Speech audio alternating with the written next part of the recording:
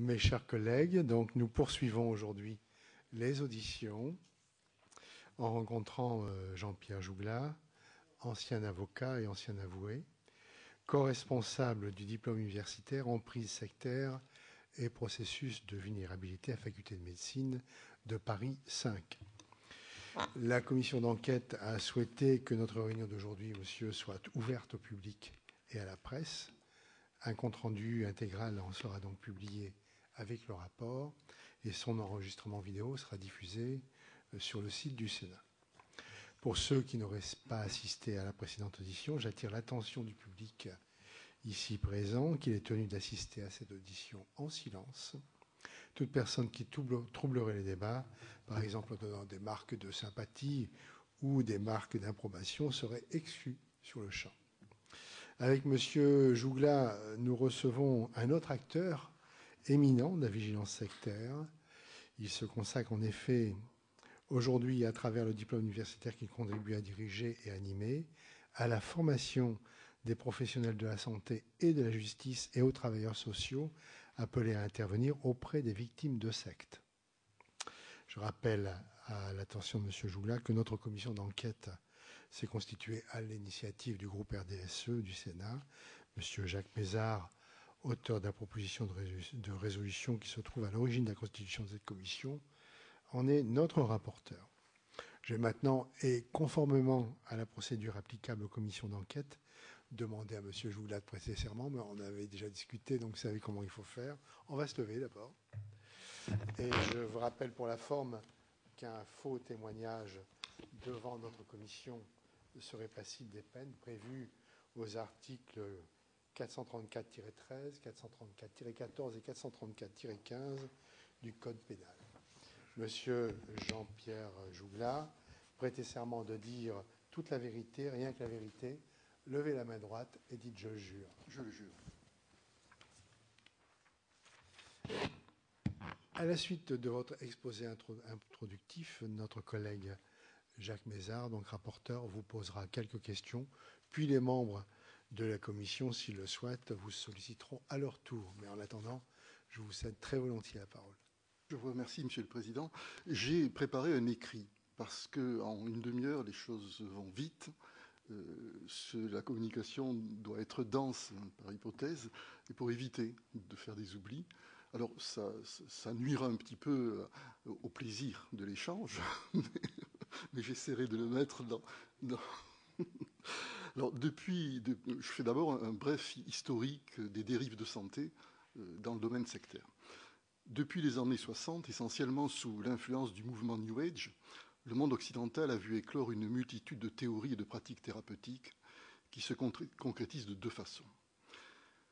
Tout d'abord au niveau de l'élaboration des diagnostics. Et je crois que cette dimension-là est importante. Diagnostics fondés dans le domaine qui nous intéresse sur l'intuition, la perception d'énergie, le karma, l'utilisation d'une anatomie ésotérique révélatrice de corps subtils. Alors ça va être le corps éthérique, le corps astral, le corps causal. Tout ça s'est emprunté à un héritage d'un groupe de nature sectaire qui était la théosophie de Blavatsky et Bézant au XIXe siècle. Le principe du diagnostic est de faire un diagnostic sur ces corps subtils, invisibles par hypothèse, partant du principe que le corps physique n'est rien et que la véritable thérapie qui doit se mettre en place doit porter sur ces corps éthériques, sur cette espèce d'anatomie invisible.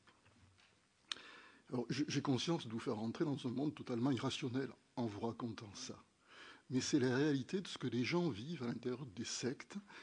Et si on ne saisit pas cette dimension irrationnelle, on ne peut pas comprendre comment l'emprise va se mettre en place sur les gens qui vont rentrer dans cette logique. Tout de suite, je vous dirai que j'ai beaucoup travaillé sur le dossier de l'ordre du Temple solaire. Et pour vous faire toucher du doigt l'importance qu'avait la santé, il faut que vous sachiez que le premier contact qu'avaient les 700 adeptes du Temple solaire, dont 74 d'entre eux sont morts à l'occasion de plusieurs massacres, suicides, dirigés, la plupart de ces adeptes-là sont entrés par le biais de conférences que faisait un médecin homéopathe, qui était un des gourous du temple solaire, qui avait cette particularité qu'il était dirigé par 2 ou 3 gourous qui se répartissaient la tâche, Luc Jouret étant chargé d'être le commercial du groupe. Et à travers les conférences qu'il faisait essentiellement sur des problèmes de santé, de bien-être, d'écologie avant l'heure, puisque c'était il y a une trentaine d'années, il attirait des gens auxquels on ne parlait pas de la mission du temple solaire, qui était de sauver l'humanité, parce que ça aurait fait fuir les adeptes dans un premier temps, mais auxquels on leur racontait comment prendre en charge leurs propres problèmes de santé, avec des méthodes tout à fait naturelles, et comment mettre en place une survie, et là c'est d'actualité, par rapport à l'apocalypse qui allait arriver, au cataclysme qui allait se mettre en place, de façon à pouvoir faire vivre le petit nombre d'élus dont ils étaient, qui auraient pour charge de reconstruire la planète. Vous voyez jusqu'où l'irrationnel peut aller, chez des gens qui étaient des gens tout à fait sains d'esprit, qui avaient des places enviables dans la société, puisque vous aviez le responsable des cigares Davidoff, par exemple, le responsable des manteaux Piaget, qui ont non seulement laissé leur fortune, mais également laissé leur vie, au sens propre et au sens figuré, dans l'aventure du temple solaire. Donc, premier aspect, dans le problème de la santé, la question du diagnostic. Je vous ai déjà fait vaguement toucher du doigt comment le diagnostic pouvait se mettre en place. Mais ce diagnostic débouche sur une pratique de soins. Et ces soins sont, la plupart du temps, fondés sur un transfert d'énergie, transfert qui va être soit manuel, soit spirituel, selon qu'on a affaire à des groupes sectaires thérapeutiques de nature religieuse ou pas. Donc manuel, comme le nom l'indique, par manipulation physique, soit guérison spirituelle, par la prière, par la concentration, par le transfert de formes pensées, qui est censé pouvoir apporter une guérison de ces corps subtils dont je vous ai dit un mot en commençant. Ces pratiques de soins sont très variables. On n'a pas le temps de rentrer dans le détail. Mais certaines sont héritées d'une vieille tradition alchimique, par exemple, basée sur la notion de la théorie des signatures, Paracels, c'est-à-dire qu'on trouve dans la nature des médicaments à partir de la forme de la plante qui ressemble à la pathologie dont la personne est porteuse. Ça repose sur rien, mais ça repose sur cette vision d'ordre magique qui était celle du XVe, XVIe, XVIIe siècle. Ça a donné lieu à toute une théorie qui est la médecine spagyrique, par exemple. Mais pas seulement. Bon, je n'ai pas le temps de rentrer dans ce détail. Donc, chacun d'entre nous, au moment où cette nouvelle forme de soins est apparue dans les années 60, a pu trouver, au voisinage des années 68, c'était toute une époque, dans ces médecines nouvelles, prétendument nouvelles, parce qu'en fait c'était rien d'autre que des vieilleries réchauffées, une forme d'originalité, une façon de vivre non conventionnelle, relayée à droite par le journal Planète, pour faire vite, les théories de Powell. Je dis ça pour ceux qui ont à peu près mon âge, c'est un rappel. Et puis, à gauche, relayé par les pratiques des médecins aux pieds nus. C'était la grande mode à l'époque de Mao. Et les médecins aux pieds nus étant à la médecine ce que les hauts fourneaux individuels prônés par Mao étaient à l'acierie, pas autre chose, c'est-à-dire de la poudre de perlimpinpin. Ces dérives ont atteint un point culminant dans les années 80, et là aussi ça ne parlera qu'aux anciens, avec ce qu'on a connu comme étant les médecins aux mains nues. C'était plus les médecins aux pieds nus, mais les médecins aux mains nues aux Philippines, qui étaient présentés comme mettant en place des guérisons miraculeuses. Ils opéraient les maladies les plus graves, et personnellement j'ai connu un spécialiste du cancer dans la région parisienne, atteint lui-même du cancer, qui est allé se faire opérer par ces médecins aux mains nues, qui n'étaient rien d'autre que des fumistes, des charlatans, des escrocs, qui faisaient croire qu'ils opéraient en mettant les mains dans le corps et en sortant des éléments d'anatomie qui n'étaient rien d'autre que le foie d'un poulet qu'ils avaient dissimulé. Enfin, c'était des tours de passe-passe. Mais des gens gravement malades se sont fait soigner dans ces conditions. Ça a fait un scandale à l'époque. Et on pouvait penser raisonnablement que ce scandale mettrait fin à toutes les pratiques médicales déviantes. Il n'en a rien été. Et on voit aujourd'hui des gens qui vont guérir de maladies graves, comme le roi faisait à l'époque pour les écrouelles. Et vous avez aujourd'hui encore, et pas plus tard que le week-end dernier, une gourelle qui a rang de déesse au niveau mondial, qui est venue à Toulon prendre dans ses bras des milliers de personnes, comme elle le fait fréquemment un petit peu partout en France et dans les autres pays du monde, et qui prétend, uniquement par l'étreinte, guérir les plaies de gens atteints de la lèpre. On est au niveau du soin de l'écrouenne, c'est pas autre chose. C'est la même vision superstitieuse qui continue, à la différence que la dimension thérapeutique du roi a toujours prêté à sourire, mais qu'aujourd'hui, de telles pratiques sont prises au sérieux et sont prônées par des gens cultivés, intellectuellement épanouis, comme étant une panacée et comme étant l'exemple du devenir d'une humanité qui doit s'imprégner de bonté. J'ai rien contre, mais j'ai le sentiment que ces méthodes-là, qui sont des méthodes farfelues, sont en train de se généraliser. Tout à l'heure, j'entendais M. Vuilk dire que la presse avait beaucoup œuvré dans le sens d'une prise de conscience de la dangerosité du phénomène sectaire. Mais il faut aussi reconnaître que la presse œuvre dans l'autre sens, dans le sens de la démocratisation de ces méthodes thérapeutiques que personnellement j'appelle des méthodes thérapeutiques illusoires. Et je vous dirai tout à l'heure pourquoi j'utilise cette appellation. Rapidement, quelques-unes des causes qui expliquent le succès de ces dérives en matière de santé. Une des premières causes, c'est le vide laissé au niveau de la médecine préventive, de la médecine hygiénique, on avait diverses appellations à l'époque, de la médecine pédagogique. Et ce vide-là explique en grande partie le succès de ces méthodes thérapeutiques illusoires. Je les appelle comme ça parce que ça fait plusieurs décennies que je m'occupe de victimes de sectes et j'ai vu mourir, vraiment, plusieurs dizaines de personnes qui étaient prises en charge par ce type de soins-là.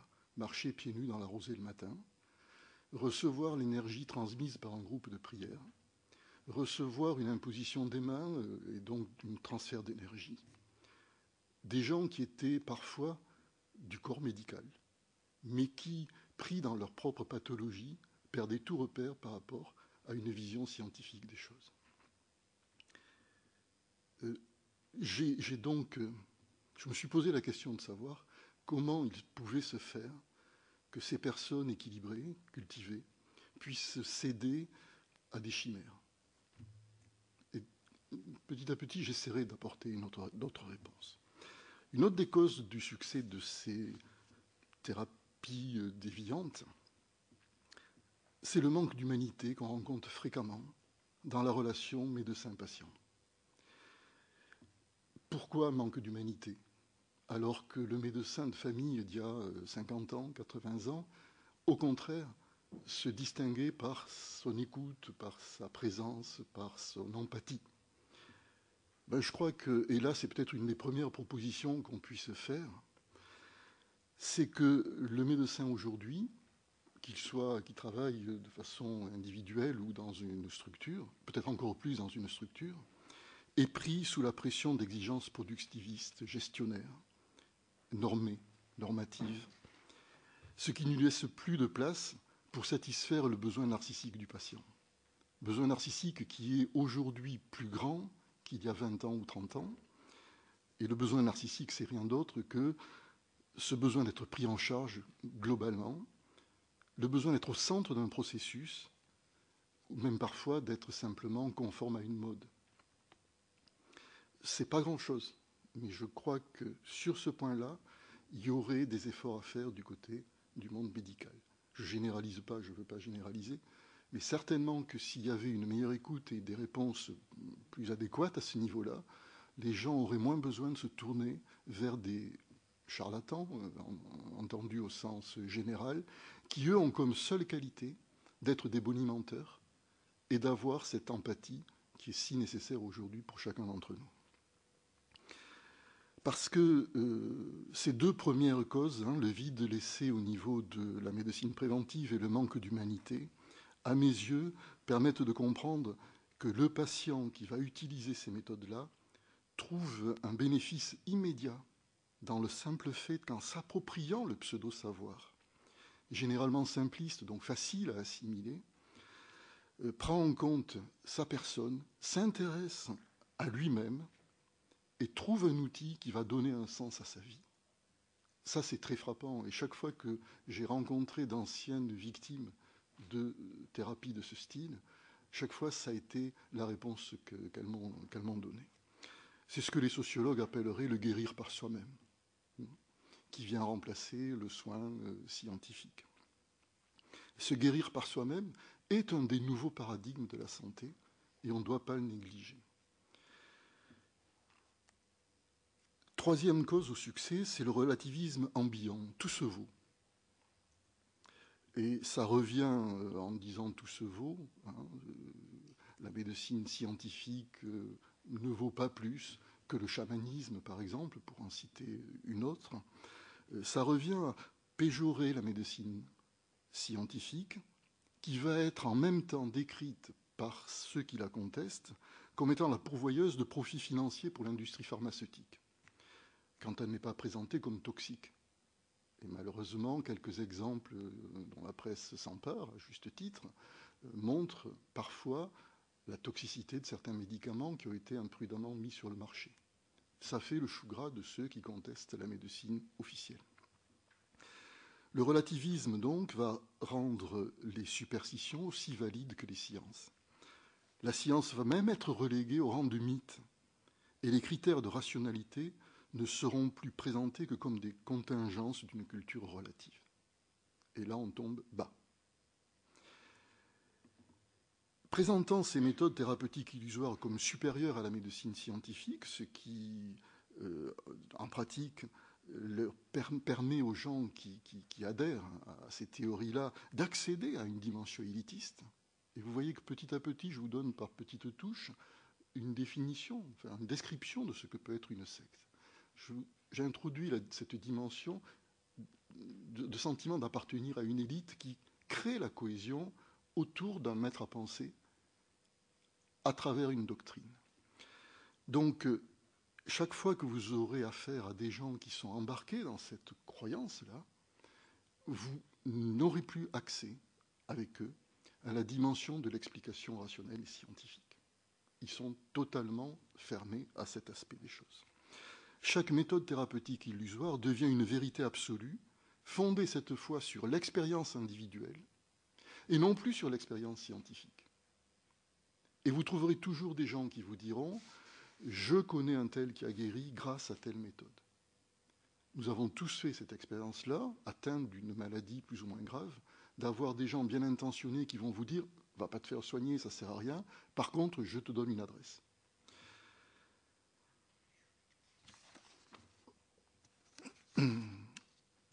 Une autre explication, c'est la complexification, et là on n'a pas grand-chose à faire, de la médecine scientifique. Ce qui fait qu'aujourd'hui, on est en face d'une parcellisation du savoir médical, qui interdit à chacun d'avoir une maîtrise globale de la connaissance. Pic de la pirandole, fini. C'est un idéal qui reste comme un manque. Mais les méthodes thérapeutiques illusoires ont une réponse, c'est l'holisme. C'est-à-dire prendre la maladie dans son ensemble et apporter une réponse globale au malade. Et cette globalité, elle va très très loin. Elle va même jusqu'à inclure comme cause de la maladie et comme processus de soin la dimension spirituelle, au sens de religieux. Et là, vous avez les influences venues des États-Unis, et même dans un domaine sur lequel j'ai beaucoup travaillé, qui est l'aide aux victimes d'attentats, de prises d'otages et autres, une des revendications venant du nord de l'Europe est d'intégrer dans le soin la dimension religieuse, partant du principe que le patient ne retrouvera une santé globale qu'en se situant à nouveau dans cette dimension de globalité qui est le sentiment océanique, de fusion océanique. Mais c'est rien d'autre que l'accès à la pensée magique. On n'est pas dans autre chose. Et s'il n'est pas besoin de préciser, parce que j'ai beau avoir une longue expérience, je ne suis pas un chasseur de sectes. Je suis avant tout un juriste, donc respectueux des libertés de chacun et des libertés fondamentales.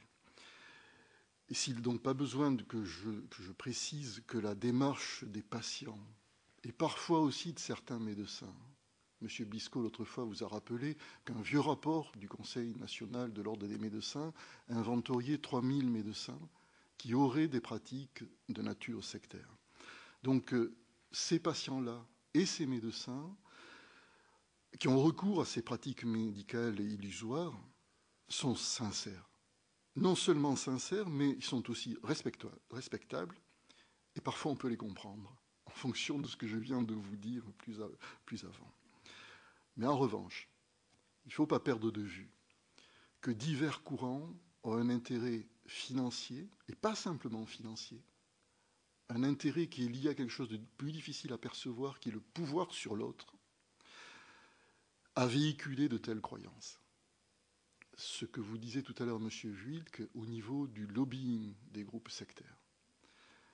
Si on a le temps tout à l'heure, je pourrais vous donner des exemples de lobbying que j'ai vécu de très près. Les produits et les pratiques vendus par ces supports de méthodes thérapeutiques illusoires coûtent très cher et ils sont achetés à la place de médicaments éprouvés qui, eux, pourraient être remboursés.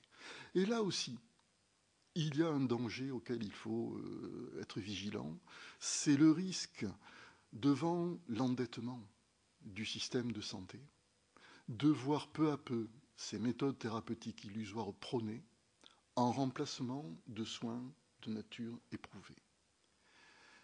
C'est une façon de désengorger. Alors ça ne se dit pas. C'est pas bien pensant de dire des choses pareilles, mais c'est un risque auquel je crois il ne faut pas être, sur lesquels il ne faut pas fermer les yeux. Alors surtout qu'on voit les compagnies d'assurance proposer une prise en charge au niveau du remboursement de toutes ces méthodes thérapeutiques illusoires, ce qui est une façon de leur donner une reconnaissance. Mais cette sincérité, qu'on ne peut pas remettre en cause, se solde malheureusement bien souvent par le décès du patient suite à un manque de soins efficaces. Ça, c'est un premier danger. Mais le deuxième, qui me paraît directement lié à la dimension sectaire, c'est que le patient est amené à un enfermement dans la théorie qu'il a faite sienne, qui va lui interdire très rapidement toute perception objective du réel. Quand je dis ça, ce que je veux, je n'ai pas d'autre exemple que celui d'un procès que j'ai suivi, dont Mme Picard vous a parlé quand elle a été entendue par votre commission, celui d'un jeune enfant mort de dénutrition, alors qu'on ne pouvait raisonnablement pas dire que les parents avaient voulu la mort de l'enfant. Il faut que vous sachiez que ces parents-là étaient adeptes d'une méthode, pas sectaire en soi, qui ne va pas très loin, mais pas sectaire en soi, autour de laquelle ils avaient constitué un groupe vraiment de nature sectaire, en tant qu'enseignants, dirigeants d'une école qui enseignait cette méthode-là. Je vous dis ça, non pas pour stigmatiser la méthode, mais pour vous faire comprendre que cet enfant-là, et lorsque j'ai eu le médecin légiste qui a fait l'autopsie, il m'a dit il sortait d'Auschwitz. C'était un enfant du Biafra, avec des yeux comme ça et un ventre énorme. Et il pesait, je ne sais plus, 4 kilos, 5 kilos à l'âge de 16 mois ou quelque chose comme ça. C'était que de la dénutrition. La maman étant persuadée, par le diagnostic qu'elle avait fait par ces méthodes pchit-pchit, était persuadée que il était allergique à tout aliment, sauf au lait maternel. Et elle ne nous nourrissait que par le sein. Alors qu'elle avait, parce qu'elle était elle-même végétalienne, certainement un lait très appauvri. Jusque-là, ça peut se comprendre, cet enfermement personnel. On ne voit plus parce qu'on a hypostasié la pensée et on nie le réel pour ne pas remettre en cause le bien fondé de la pensée. Mais tous les jours ou toutes les semaines, circulait dans la maison de ses parents devant cet enfant un certain nombre d'élèves, de praticiens de l'école de la méthode en question, qui voyaient l'enfant et qui n'avaient pas la même prégnance par rapport à la théorie, et qui ont été incapables d'avoir la distance suffisante pour faire un signalement. Pire que ça, 2 ou 3 médecins ont suivi l'enfant et se sont contentés de demander à la maman de le faire hospitaliser sans veiller à ce qui pouvait se passer. C'est très fréquent que je rencontre des gens du corps médical qui soient totalement aveuglés par la force de conviction de la personne qui est sous l'emprise d'une théorie thérapeutique illusoire. J'arrive pas à comprendre. Mais je me souviens de cette jeune femme qui était kinésithérapeute, atteinte d'un cancer, et qui n'a été soignée que par une méthode qui était la méthode d'Ivy, qui consistait à faire de l'imposition des mains et de la prière collective. Elle était kinésithérapeute, son frère était médecin, elle a réussi à convaincre tout le monde qu'elle était dans un processus de guérison, et grâce à la méthode qu'elle suivait. Elle est morte assez rapidement dans des souffrances démentielles, parce que jusqu'au bout, elle n'a pas voulu se faire soigner sur Montpellier, où des médecins et des spécialistes du cancer pouvaient la prendre en charge. Voilà, cette sincérité, je l'ai toujours rencontrée, et je n'ai jamais pu arriver à convaincre les gens qui étaient embarqués dans ces pratiques-là de prendre de la distance et de voir les choses en face. Alors je ne sais pas ce que votre commission peut faire au niveau d'une prise de conscience à ce niveau-là, mais je crois surtout, parce que je suis profondément républicain et démocrate, que la seule réponse, c'est l'information, la formation. On n'a pas d'autre réponse. Mais il y a un gros travail à faire, tellement la formation a été, sur le plan médical, mise et passée au 2e degré. Bon, voilà, je saute quelques-unes des explications que je voulais vous donner parce que le temps avance, mais je veux vous dire aussi que ces méthodes thérapeutiques illusoires concernent aussi bien les thérapies physiques que les thérapies de la psyché,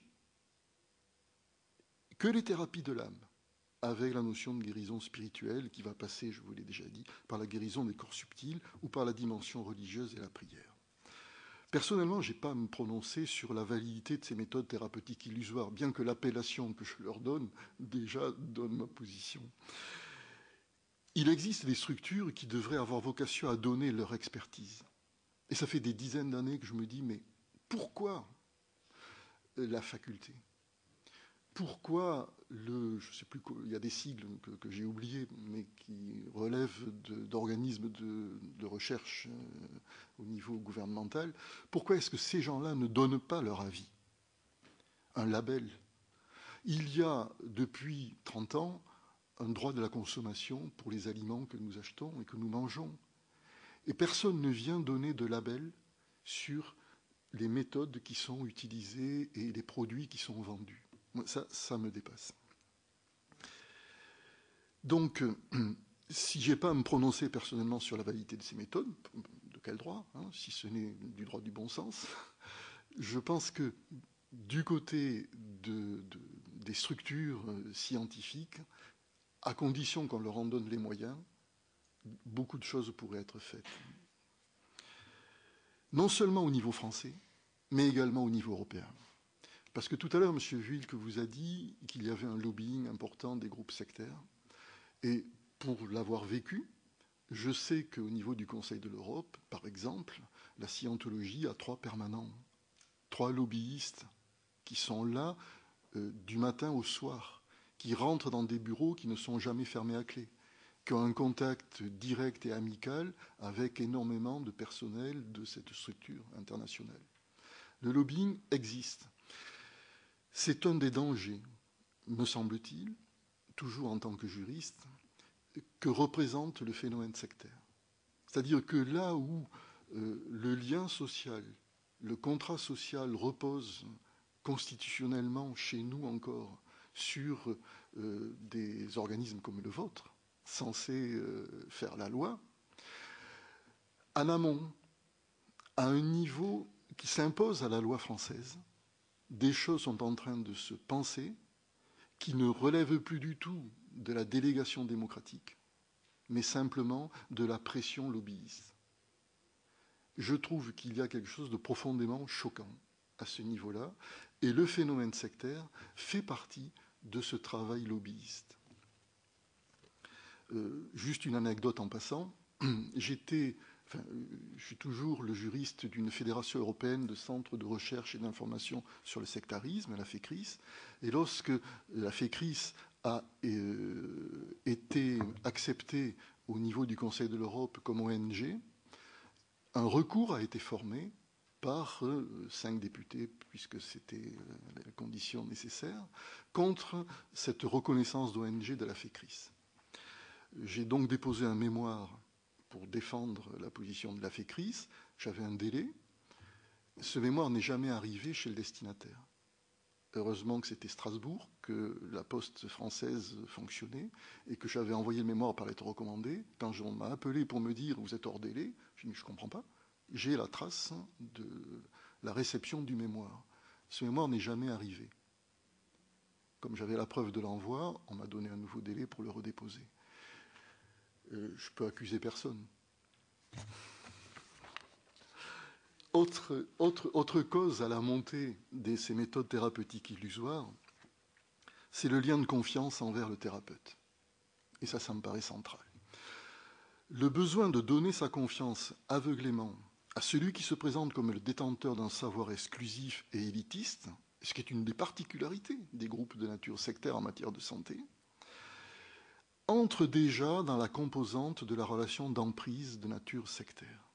Si l'on accepte comme début de définition, et je sais bien que tout le monde vous dira qu'il n'y a pas de définition juridique de ce qu'est une secte, si on accepte comme début de définition de ce qu'est une secte, la définition qui est donnée par l'article 223-15-2 du Code pénal, c'est-à-dire en fait par la loi Abou-Picard, qui décrit l'adepte comme la personne en état de sujétion psychologique ou physique. Vous avez déjà un petit morceau de cette définition, et je vous lis ce que peut devenir la définition à partir de l'article 223. La secte est un mouvement portant atteinte aux droits de l'homme et aux libertés fondamentales. Ça, c'est pas dans l'article du Code pénal, mais c'est le titre de la loi. Donc, mouvement qui abuse de l'état d'ignorance ou de la situation de faiblesse d'une personne en état de sujétion psychologique ou physique. Vous avez la description de l'adepte. État de sujétion créé, maintenu ou exploité, résultant de l'exercice de pression grave ou réitérée, ou de techniques propres à altérer son jugement. Il s'agit là de la pratique des sectes. Et vous avez une réponse à la question que vous vous posiez. Qu'est-ce que c'est qu'une secte? Surtout une secte en matière de santé. C'est un groupe qui porte atteinte à la liberté par le biais d'une mise en place d'une sujétion, au moyen de pression grave ou réitérée, pas toujours, ou de techniques propres à altérer le jugement de la personne qui est dans cet état de sujétion. Et c'est là que les groupes qui pratiquent les méthodes thérapeutiques que je qualifie d'illusoires peuvent présenter un danger de nature sectaire. Et l'article 223 continue en disant « Pour conduire cette personne à un acte ou une abstention qui lui sont gravement préjudiciables ». Eh bien, je trouve que ne pas se soigner, c'est une conséquence préjudiciable pour la personne qui va ne pas guérir ou qui peut mourir. Donc vous avez un outil. Si on a le temps et si ça vous intéresse, je vous donnerai ma définition, ou ma grille de lecture de ce que peut être une secte. Mais ça nous amènera beaucoup plus tard dans la soirée. Donc, ce lien de confiance qui va se mettre en place entre le patient et le soignant est important, et il peut déjà dériver vers quelque chose de nature sectaire. Parce que ce lien de confiance, il va de pair avec deux autres notions, qui est d'une part l'autorité du soignant, et d'autre part la légitimité du soignant. Et vous allez voir que petit à petit, je vais avancer un peu plus vers une description de ce qu'est la nature sectaire de la pratique thérapeutique illusoire. L'autorité. Alors, c'est la question de l'éthique médicale. C'est une vieille question, puisque déjà Hippocrate avait posé le problème. Et les médecins prêtent serment. C'est plus le même, mais il y a toujours cette dimension de respect de la personne. Et le problème de l'autorité de celui qui a entre ses mains la vie et la mort de celui qui est malade peut rapidement glisser vers le rapport de domination. Et il est bien évident que le patient, il est dans le rapport de confiance qui, à ce moment-là, va devenir un rapport de soumission. La confiance de la part du patient, l'autorité que représente celui qui a le savoir médical, peut très vite, si la personne qui l'a en main cette autorité veut en abuser, dériver vers la domination et la soumission, qui est le rapport de sujétion décrit par l'article 223, 15.2 du Code pénal. Et c'est ici qu'on peut commencer à trouver ce que la Miviludes appelle les dérives sectaires. Personnellement, je trouve que cette terminologie est dangereuse, parce qu'elle sous-entend qu'il y a des sectes qui ne dérivent pas. Et toute secte est une dérive. Une dérive par rapport à quoi? Ne serait-ce que par rapport à un fonctionnement démocratique. L'autorité va de pair avec la légitimité du soignant. Alors juste un petit brin d'histoire, à partir du XVIIe siècle, sous l'influence des Lumières, le paradigme scientifique est venu fonder la médecine moderne. Et peu à peu, parce que ce n'est pas Claude Bernard, hein, ça avait commencé quand même quelques temps avant, et peu à peu, cette dimension scientifique a arraché la médecine à la sphère antérieure qui était la sphère de l'intuition, de la magie, des recettes domestiques et des croyances religieuses. Sphères dans lesquelles la maladie pouvait incarner tantôt l'œuvre du démon, tantôt et à l'opposé, la souffrance rédemptrice.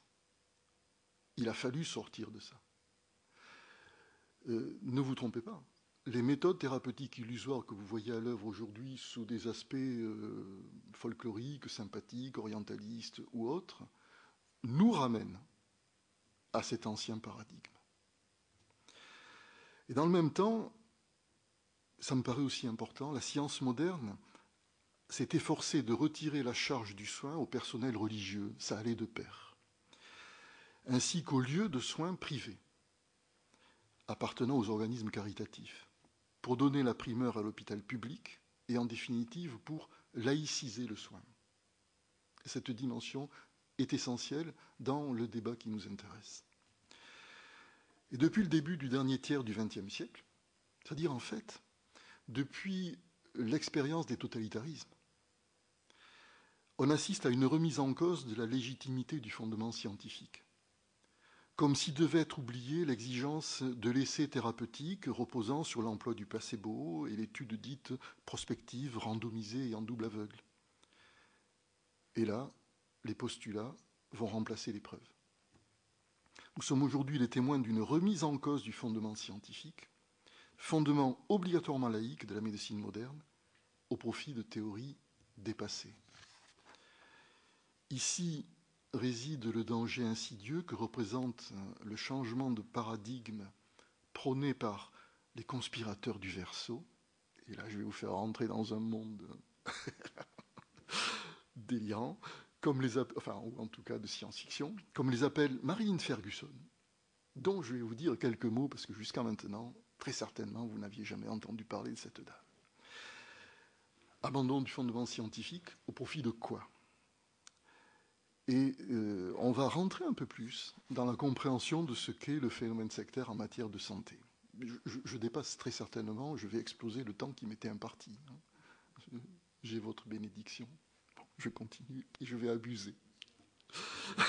Je dois vous dire, monsieur Jougla, que j'ai un avantage sur les rapporteurs, c'est que moi j'ai des vice-présidents qui pourront donc me suppléer si je dois partir ailleurs, mais lui est obligé de rester. Si je deviens trop lassant.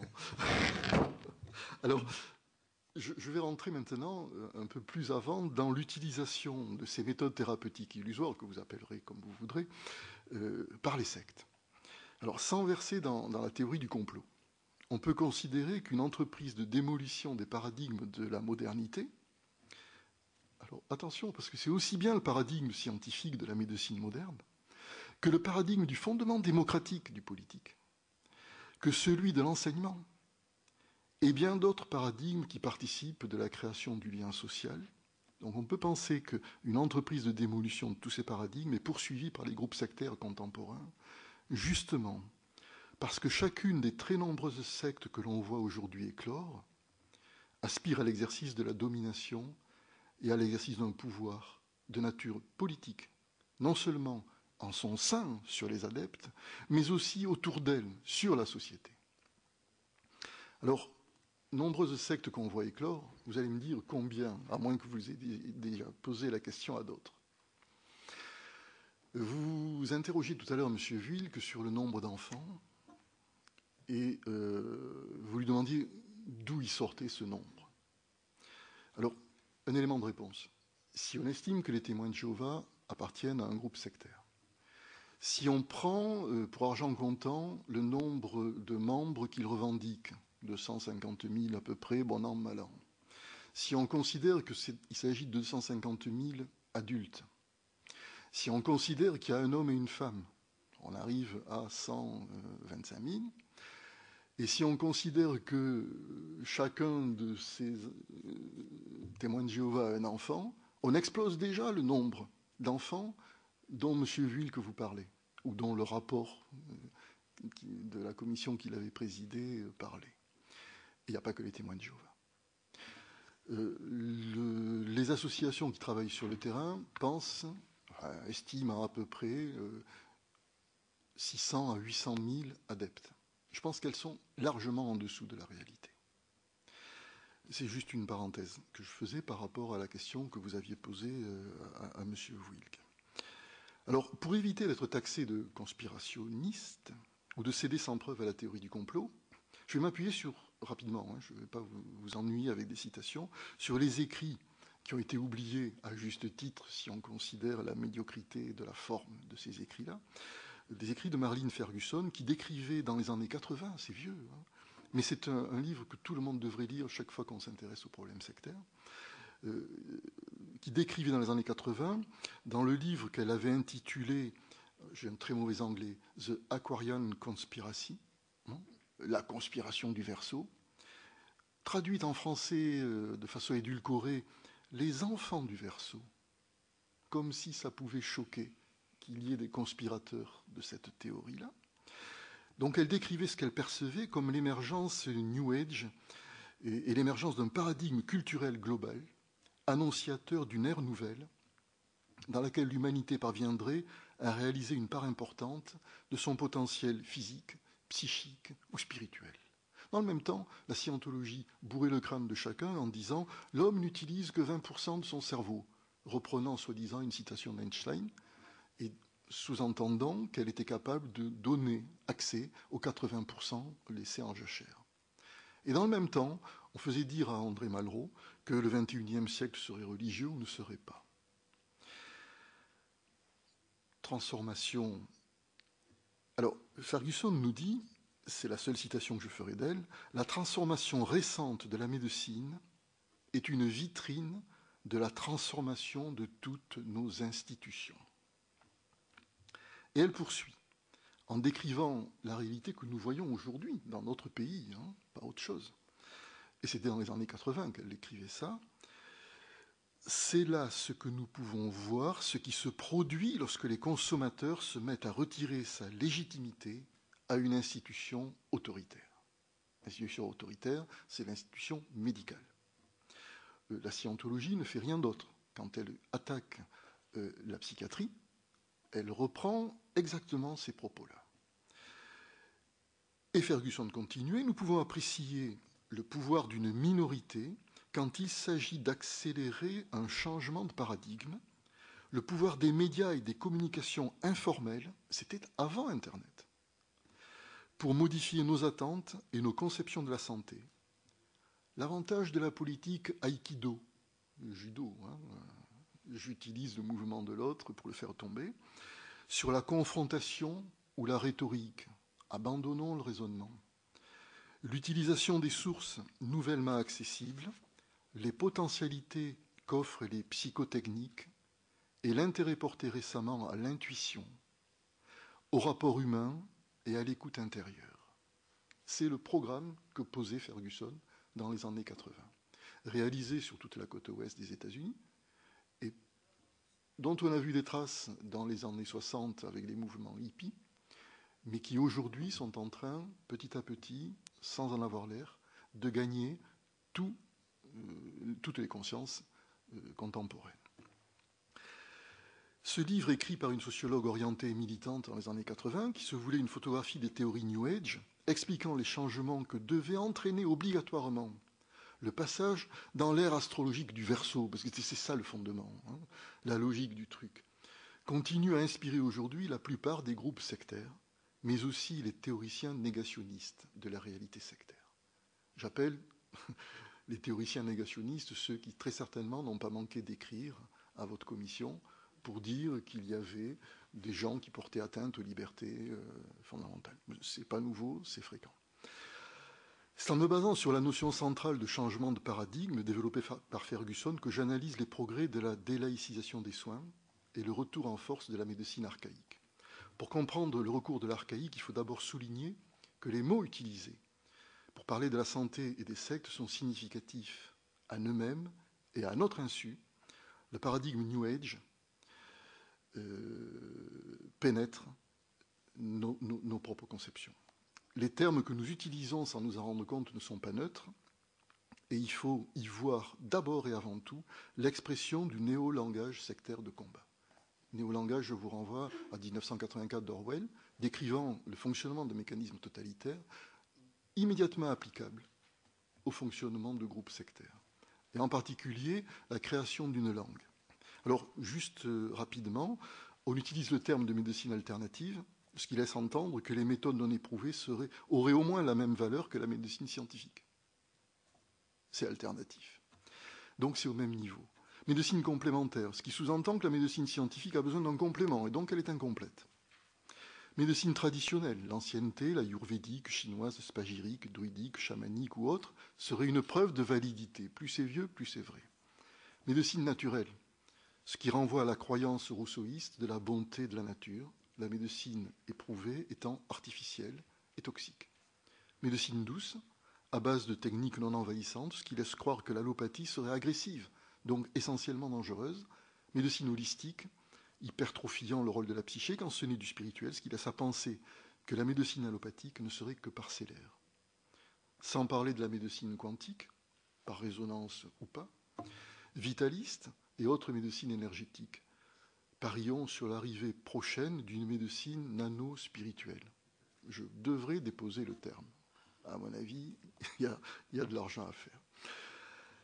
Et le simple fait d'utiliser ce vocabulaire dans le langage quotidien, sans se poser plus de questions, démontre jusqu'où les paradigmes Nouvel Âge ont pu pénétrer nos consciences de façon totalement insidieuse. Alors, c'était parler de façon générale de ces groupes thérapeutiques. Je vais rapidement rentrer dans deux autres distinctions. La première, c'est l'utilisation des méthodes thérapeutiques illusoires dans les sectes généralistes, c'est-à-dire les sectes qui ne sont pas spécifiquement guérisseuses, mais qui utilisent malgré tout la santé, les théories sur la santé.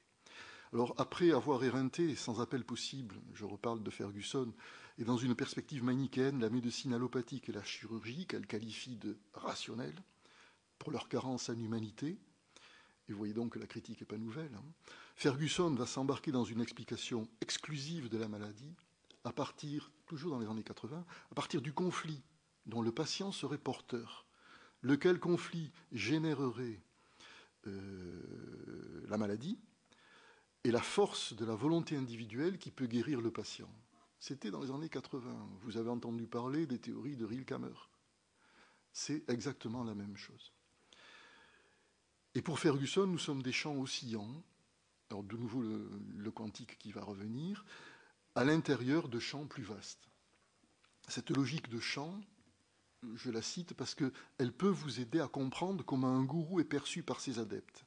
Il va se présenter comme un champ plus vaste pour que le champ inférieur, c'est-à-dire le champ du disciple, soit de façon holistique absorbé par le champ supérieur. Or, là-dessus, on peut broder à perte de vue. Je ne vais pas le faire. Donc c'est sous l'angle de l'approche de la vulnérabilité, si vous vous rappelez comment l'article 223.15.2 décrit la victime de secte, donc sous l'angle de l'approche de la vulnérabilité, le danger majeur dont ces méthodes thérapeutiques illusoires sont porteuses aujourd'hui pour l'individu. Préparer les individus à tout accepter, au nom d'un changement de paradigme, celui de partager une mission avec les autres conspirateurs du Verseau, partager cette vérité supérieure qui va les amener à la perte de toute distanciation et de tout esprit critique, ainsi qu'à la soumission à un gourou détenteur d'un savoir exclusif qui va fonder le pouvoir légitimant l'assujettissement. Je fais une parenthèse pour distraire un petit peu, tiré de ce qui s'est passé dans le temple solaire. 74 personnes sont parties. Une dizaine, certainement, ont été assassinées parce qu'elles avaient été déviantes par rapport à la doctrine du groupe, qu'elles avaient décrit ce qui était en train de se passer, et puis quelques-unes d'entre elles parce qu'elles réclamaient le remboursement de sommes qu'elles avaient empruntées et qui avaient été mangées par le gourou. Mais la plupart des personnes qui sont parties dans le cadre d'un suicide de groupe, à 3 reprises. Je vous dis ça pour que vous voyez jusqu'où va la dimension de mission de l'adepte. Il ressort des écrits internes du groupe, et j'invente rien, que ces gens sont partis en ayant été persuadés que la vie sur Terre était devenue impossible. La Terre s'étant densifiée, s'étant trop matérialisée, et que donc les fermes de survie qu'ils avaient créées dans plusieurs régions du globe étaient devenues insuffisantes pour sauver l'humanité, et qu'il fallait partir sur une autre ferme de survie, de repli, qui était Sirius. Partir sur Sirius, comment faire? Seulement l'âme de ces adeptes pouvait faire le voyage. Et pour faire le voyage, il fallait un combustible, comme une fusée. Et ce combustible-là, on enseignait aux adeptes qu'il serait tiré de la carbonisation du carbone des cellules du corps, transmuté par l'expérience vécue intérieurement, en carbone qu'ils appelaient le carbone métachimique. Ça ne veut rien dire, mais ils y ont cru. C'est la raison pour laquelle la plupart des suicides se sont accompagnés d'un coup de feu tiré dans la tête pour que l'âme sorte sous un choc, tiré par un 22 long rifle à un coup, ce qui obligeait chaque fois l'exécutant à recharger. C'est la raison pour laquelle les adeptes étaient recouverts d'un sac en plastique pour pas qu'ils voient ce qui était en train de se passer auprès de leurs frères et sœurs assassinés, suicidés, aidés, pour pas dévier du but qui était Sirius. Et c'est la raison pour laquelle, chaque fois, un incendie a été provoqué pour carboniser les cellules et libérer l'énergie. Et entrer dans un processus qui s'appelait le processus d'aimantation. Il fallait que les âmes soient aimantées pour partir dans un voyage de groupe jusqu'à Sirius. Et plus que ça, cette aimantation devait être tellement forte qu'elle pouvait être capable d'aimanter toutes les âmes d'autres personnes non adeptes du temple solaire, mais qui étaient prêtes, qui étaient suffisamment évoluées, pour aider les gens du temple solaire à continuer à œuvrer sur Sirius. On peut aller jusque-là dans un délire interprétatif. On peut aller jusque-là sans avoir été drogué. On peut aller jusque-là sans être diminué intellectuellement. Et en pleine possession de ses capacités. Mais en ayant remplacé une vision du réel par un réel totalement fantasmé. Alors, je vais en terminer. en vous disant que c'est sous cet angle d'approche de la vulnérabilité qu'on peut comprendre que la secte, c'est d'abord et avant tout une structure d'exercice du pouvoir au sein d'un milieu clos.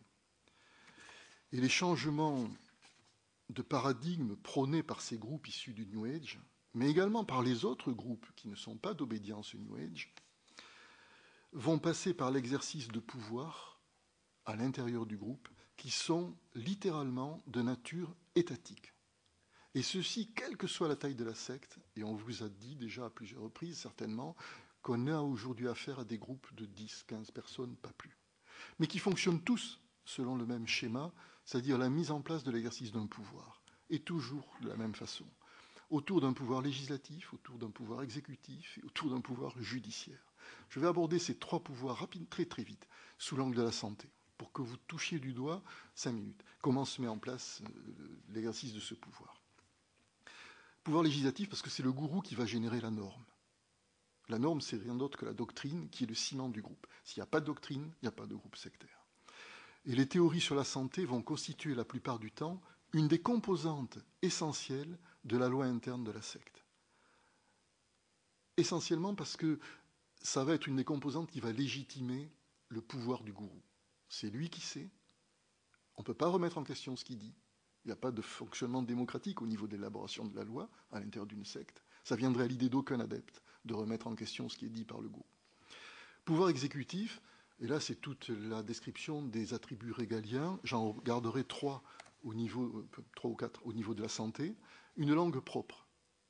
Et vous savez que poser le vocabulaire, c'est nommer les choses, et c'est fait partie de l'enseignement pouvoir régalien. La secte thérapeutique va mettre en place un charabia pseudo-scientifique lorsqu'il s'agit de la santé, charabia dans lequel l'adepte va s'épuiser à essayer de comprendre, à faire des liaisons avec ce qu'il savait. Et tout le temps passé à faire ces liens va couper l'adepte de la pensée critique. Tout le temps passé à faire ces liens va persuader l'adepte qu'il est supérieur au reste de la société. Système éducatif, autre dimension régalienne, et vous allez avoir un enseignement de la santé à l'intérieur de tous les groupes sectaires, pratiquement. Un système économique, avec le pouvoir régalien qui est lié au système économique, pouvoir de lever l'impôt et pouvoir de faire travailler les gens et de les exploiter, ou pas. Et vous avez ici tout le système économique propre qui est mis en place par tous les groupes qui travaillent sur la santé, avec le paramédical et autres, et les bouquins qui vont avec, hein, ça rapporte une économie importante, et un système de santé privé qui va délaïciser la santé parce qu'il va échapper à la science pour obéir à une croyance. Donc c'est à partir de ces attributs régaliens que la santé peut se mettre en place à l'intérieur des groupes et contribuer à la mise en place du pouvoir. Et en fait, le pouvoir, en dernier lieu, le pouvoir judiciaire. Et le pouvoir judiciaire, vous allez me dire comment on le trouve au niveau de la santé, mais simplement parce que la santé et la maladie vont être interprétées comme étant une punition. Punition pour avoir désobéi à la norme posée par le gourou, punition pour avoir désobéi à un ordre supérieur. Ça, c'est ce qu'on rencontre dans les sectes que j'ai qualifiées de généralistes. Et dans les sectes qui sont, à proprement parler, les sectes guérisseuses. Et là, je vous renvoie au rapport de 95, qui donnait une topologie des greffes, des sectes, une typologie des greffes, des sectes. Lorsqu'on est confronté à des sectes guérisseuses, la doctrine thérapeutique devient alors l'essentiel du fonctionnement du groupe et va constituer la mission à laquelle les adeptes vont adhérer. La vérité révélée par le gourou devient alors la seule grille de compréhension du monde. Soigné. C'est ici qu'une forme de fanatisme peut être rencontrée. L'adepte est persuadé que le savoir du gourou est la panacée universelle et le réel objectif va céder le pas à l'idéologie. Par une sorte de renversement faustien, le pouvoir chimérique de redonner la vie va retirer à la mort toute signification. Tout est relativisé à l'intérieur du groupe. Et cette scotomisation du réel va expliquer l'absence d'émotion du groupe à l'occasion du décès d'un patient, qui va non seulement être nié, c'est pas important, mais également va recevoir de multiples interprétations, de nature à créer la culpabilité chez ses proches. Il n'a pas survécu parce qu'il n'a pas adhéré. S'il avait cru, il aurait guéri. Il y a là une charge de culpabilité colossale pour les familles de celui qui a disparu et qui ont, à un moment ou à un autre, partagé le cheminement du patient. Dans le même temps où la médecine scientifique est présentée par le gourou comme le lieu de tous les échecs, bien sûr, les issues fatales causées par le soin du thérapeute illusionniste sont réduites à l'expression d'un prétendu refus de guérir du patient. Ce sont les sectes guérisseuses qui constituent depuis une quinzaine d'années l'essentiel des sectes contemporaines. Pour la plupart, elles se constituent autour d'un soignant qui utilise une des nombreuses méthodes thérapeutiques illusoires du nouveau marché du soin. Mais parfois, le soignant va construire sa propre méthode à partir de divers emprunts qui vont aboutir à une espèce de syncrétisme de bazar. La forme sectaire apparaît dès lors qu'autour du soignant, fédéré par une doctrine, un groupe se crée qui se caractérise par le rapport d'autorité-soumission que j'évoquais au tout début de cet exposé. Et là, vous pouvez peut-être percevoir un peu mieux comment une secte peut se mettre en place autour d'un soignant déviant. La plupart du temps, on ne peut connaître l'existence d'un groupe sectaire guérisseur qu'à la suite de plaintes de victimes, plus exactement à la suite de saisines par ces victimes des associations de terrain ou de la Miviludes, ou plus souvent encore à l'occasion d'une prise en charge thérapeutique, d'une prise en charge sociale ou d'une prise en charge juridique par un professionnel. Et c'est très souvent lors de la gestion professionnelle du problème de la victime qu'apparaît la réalité du lien d'emprise sectaire. C'est en partant de ce constat qu'il nous est apparu nécessaire de former les professionnels au diagnostic de l'emprise et à la prise en charge de la victime.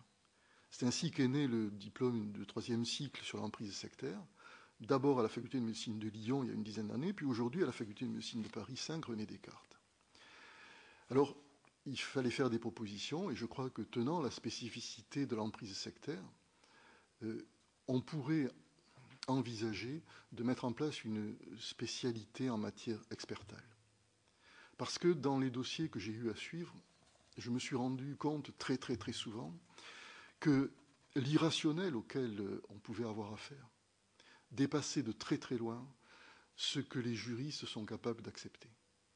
Il y a une particularité chez le juriste, c'est qu'il a été formé à la théorie du consentement éclairé, et que pour lui, tout ce qui se passe dans les rapports entre individus relève de cette dimension rationnelle.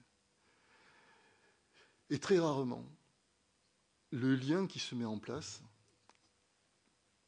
et le juriste ne peut jamais accepter que le lien qui se met en place relève d'autre chose, qui est le rapport de l'irrationnel. Alors, je termine maintenant, pour de vrai, sans développer, parce que je pense que tout le monde aura développé. C'est l'influence des sectes dans le domaine de la santé, et c'est le lobbying, c'est l'instrumentalisation des institutions, c'est la banalisation des propos, je vous ai donné des exemples, c'est la confusion, et c'est l'intoxication. Alors, je crois que non seulement l'archaïque au niveau des théories, mais des pratiques est en train de revenir en force. Au-delà s'inscrivent les enjeux de santé dans une forme de régression sociale. Ces méthodes thérapeutiques illusoires font échapper la santé à la sécularisation, à la laïcisation du soin que la science avait permis. Et ce n'est pas anodin, parce que plus le monde de la santé aura de difficultés à vivre, à cause du manque de moyens, plus on aura tendance à accepter de se défausser sur ce que les anglo-saxons appellent le caritatif. Le XVIIIe et le XIXe siècle avaient vu le passage de l'Hôtel-Dieu à l'hôpital public. L'héritage des Lumières a permis l'essor de la médecine scientifique occidentale. Le XXIe siècle risque de générer le glissement de l'hôpital public à l'hôtel des gourous. Et si c'était ça, les lumières seraient éteintes par l'obscurantisme sectaire que les méthodes thérapeutiques illusoires contribuent à diffuser auprès d'un public avide et de plus en plus influençable. J'ai dépassé, je vous prie de m'excuser. Oui. Non, mais c'était particulièrement intéressant, je dois vous le dire ici.